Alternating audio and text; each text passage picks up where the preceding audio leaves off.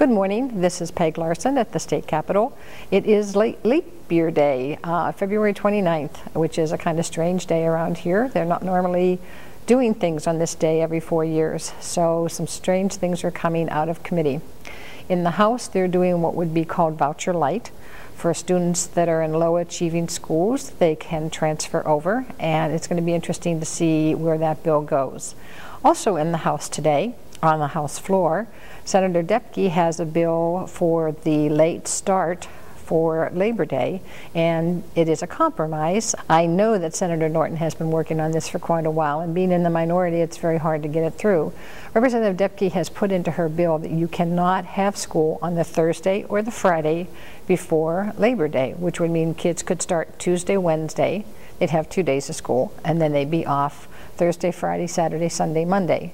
It's going to the floor. It looks like it might pass. The hospitality people are still vehemently against it, but it does give them a little bit of an edge to still have people go to the state fair, and that's what it's being dubbed, the state fair bill. In the Senate, they have continued to hear the PSEO bill.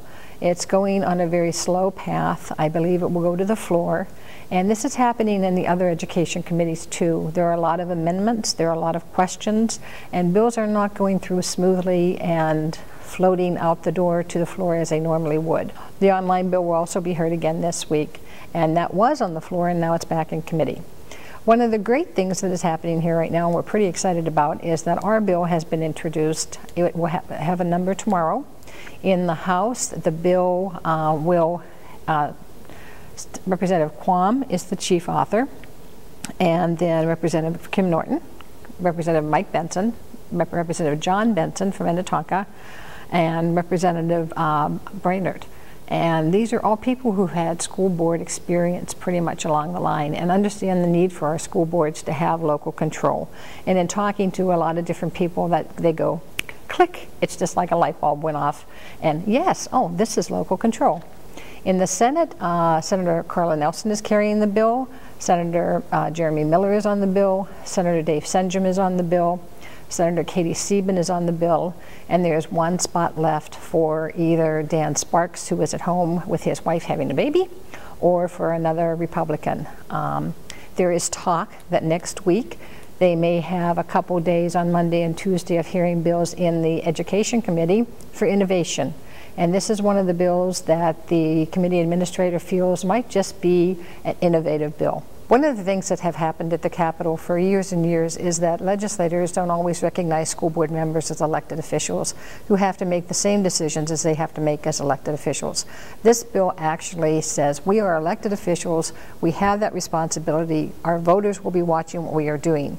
It would allow us to transfer funds, except for community education, except for the food funds and any other federal dollars, into other funds without having to come and ask the legislature if you can have their permission. There's a little bit of good fiscal news today. The budget forecast came out. It's $323 million above what had been forecast only last November.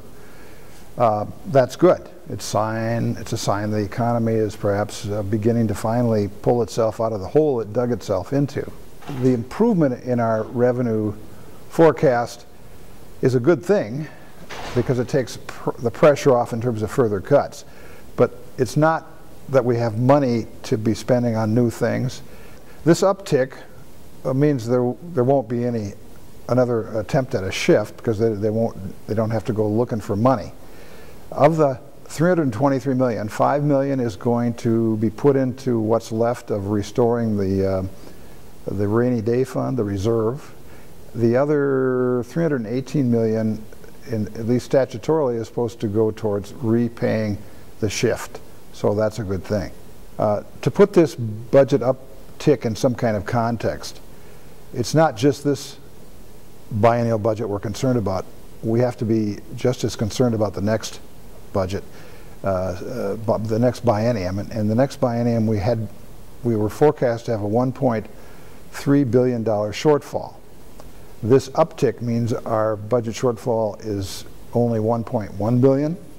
So we're heading in the right direction, but it's not cause for excessive celebration. And once again, I would say thank you. Have a great week.